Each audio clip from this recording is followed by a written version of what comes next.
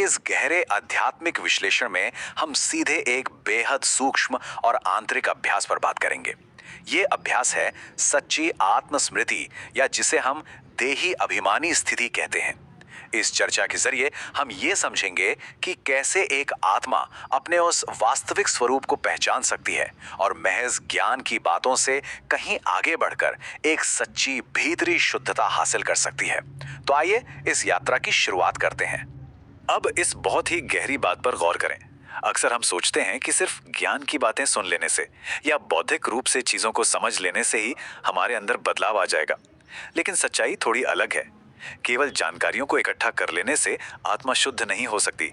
इसके लिए एक बहुत ही गुप्त मेहनत की जरूरत होती है, और वो मेहनत है परमपिता की निरंतर और गहरी याद। चलिए अब इस विषय की और गहराई में चलते हैं और आत्मा व परमात्मा के असली स्वरूप को समझने की कोशिश करते हैं।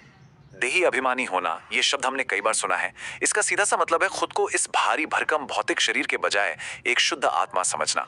और आत्मा कोई बहुत विशाल चीज नहीं है, ये तो एक अति सूक्ष्म चमकता हुआ सितारा है, महज एक प्रकाश का बिंदु। ये सोचना भी कितना अद्भुत है कि एक इतने छोटे से शाश्वत बिंदु के भीतर ही हमारे 84 जन्मों का पूरा इतिहास और हर एक संस्कार समाया हुआ है। देही अभिमानी बनने का अर्थ ही है अपनी इस वास्तविकता में टिके रहना। अब जैसे हमारी अपनी आत्मा एक अति सूक्ष्म प्रकाश का बिंदु है, बिल्कुल उसी तरह परमपिता का भी कोई बहुत बड़ा भौतिक आकार नहीं है। वो भी एक सूक्ष्म सितारा ही है जो हम सभी को सद्गति देने वाले हैं। देखा जाए तो क्योंकि दोनों का ही कोई भौतिक आकार नहीं है, इसलिए खुद को बिंदु रूप में याद रखना और परमपिता को भी उसी सूक्ष्म रूप में महसूस करना एक काफी चुनौतीपूर्ण और कठिन विषय माना गया है। तो अब यहाँ एक बहुत ही दिलचस्प तुलना सामने आती है, सिर्फ ज्ञान का होना और योग की वो गुप्त मेहनत करना। देखिए, दुनिया के इतिहास और भूगोल को समझना या सृष्टि के चक्र को सिर्फ अपनी बुद्धि में घुमाना, सच कहें तो ये काफी आसान है। बहुत से लोग इस ज्ञान को झट से समझ लेते हैं और दूसरों को भी बड़े आराम से समझा देते हैं। लेकिन असली चुनौती तो दूसरी तरफ है। उठते बैठते हर पल खुद को आत्मा समझकर निरंतर याद में टिके रहना और अपनी आंतरिक अशुद्धियों को पूरी तरह मिटाना, यही वो मार्ग है जिस पर चलना वास्तव में सबसे बड़ी चुनौती है। और यही बात इस विचार में बहुत स्पष्ट रूप से उभर कर आती है। अक्सर ऐसा होता है कि हम दुनिया के चक्र और ज्ञान को समझकर ही बहुत संतुष्ट महसूस करने लगते हैं, लेकिन अहम मुद्दा केवल ज्ञान का नहीं है। सबसे बड़ा और महत्वपूर्ण सवाल तो यही है कि एक आत्मा वास्तव में अपनी अपवित्रता से मुक्त होकर पूरी तरह पावन कैसे बने। तो फिर इन पापों का विनाश कैसे हो और वो सच्ची पवित्रता कैसे प्राप्त हो? आइए इसे समझते हैं। इस विकर्म विनाश की विधि के 3 बहुत ही स्पष्ट और जरूरी कदम हैं। पहला कदम है खुद को एक चमकता हुआ सितारा या प्रकाश बिंदु महसूस करना। दूसरा कदम उसी सूक्ष्म बिंदु रूप में परमपिता को याद करना। और फिर आता है इसका जादुई परिणाम। जब हम इस निरंतर योग का अभ्यास करते हैं, तभी इस लोहे के युग यानी कली युग में आत्मा पर जो 5 विकारों की गहरी जंग चढ़ गई है, वो हमेशा के लिए साफ हो जाती है। आत्मा को स्वच्छ करने का यही एकमात्र कारगर तरीका है। ध्यान देने वाली बात यह है कि याद की ये मेहनत केवल मन की शांति के लिए नहीं है, बल्कि ये अत्यंत अनिवार्य है। इस सच्ची और निरंतर याद के बिना कोई भी आत्मा सुरक्षित नहीं है। हमारे किए गए कर्मों के जो आध्यात्मिक परिणाम हैं, या जिन्हें हम धर्मराज की कड़ी सजाएं कहते हैं, उनसे बचने के लिए यही सच्चा योग सबसे मजबूत ढाल का काम करता है। कलयुग की अशुद्धता से सतयुग की पावनता तक का सफर सुरक्षित तय करने के लिए ये ढाल होना बहुत जरूरी है। अब हम उस बहुत ही सुंदर अवस्था की बात करेंगे जिसे कमल आसन कहा जाता है।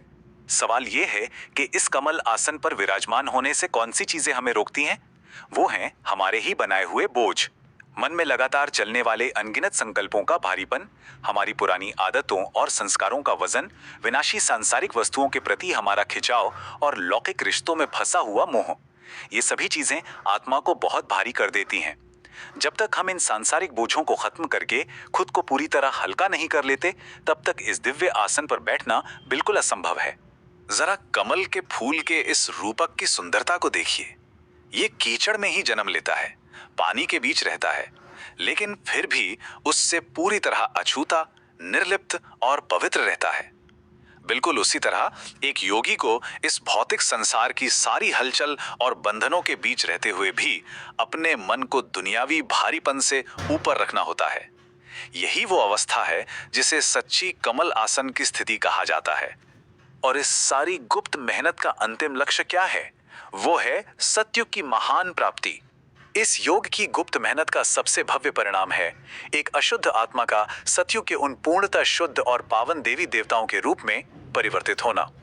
जरा उस राजशी और मर्यादापूर्ण स्वरूप की कल्पना करें। उनका शरीर पूरी तरह से शुद्ध और दिव्य वस्त्रों से ढका होता है। यह एक ऐसा शालीन और पूर्ण पहनावा है जो उनकी आंतरिक पवित्रता का ही एकदम स्पष्ट भौतिक प्रतिबिंब है। यह वह अवस्था है जहां देवत्व की झलक न केवल आत्मा में बल्कि पूरे बाहरी आभामंडल और गरिमामय स्वरूप में नजर आती है। यही कारण है कि यह बहुत ही स्पष्ट कहा गया है, याद की गुप्त मेहनत करो तभी लक्ष्मी नारायण जैसा लवली बन सकेंगे। वो सुंदर, दिव्य और राजसी स्थिति जो पूरी तरह से शालीन वस्त्रों, पूर्ण शुद्धता और अपार गरिमा से सुसज्जित है, ये सब उसी निरंतर याद का ही तो परिणाम है। जब भीतर की आत्मा निर्मल हो जाती है तो बाहरी स्वरूप स्वतः ही ऐसा पावन, आदरणीय और देवी देवताओं जैसा अलौकिक बन जाता है। और जैसे जैसे ये मेहनत रंग लाती है, आत्मा पवित्र होती जाती है, तो उसके भीतर स्वाभाविक रूप से दिव्य गुण उभरने लगते हैं। जब व्यवहार में मधुरता, नम्रता और सहनशीलता आ जाए तो फिर जीवन में कभी भी झूठ या किसी भी प्रकार के असत्य का सहारा लेने की नौबत ही नहीं आती। ये सभी गुण एक आत्मा को बिल्कुल परमपिता के उसी सच्चे, शांत और पारदर्शी स्वरूप के समान बना देते हैं। तो इस विश्लेषण के अंत में एक बहुत ही गहरा आत्मनिरीक्षण करने का समय है। हमें खुद से ये पूछना चाहिए, क्या हम केवल अपने मन और बुद्धि में ज्ञान का चक्र घुमाकर ही संतुष्ट हो रहे हैं, या फिर हम वास्तव में उस बिंदु स्वरूप परम पिता के साथ जुड़कर एक पूरी तरह से शुद्ध, पावन और दिव्य आत्मा बनने के लिए वो सच्ची याद की गुप्त मेहनत कर रहे हैं? इसी विचारणीय प्रश्न के साथ हम आज की इस चर्चा को यहीं विराम देते हैं। ओम शांति।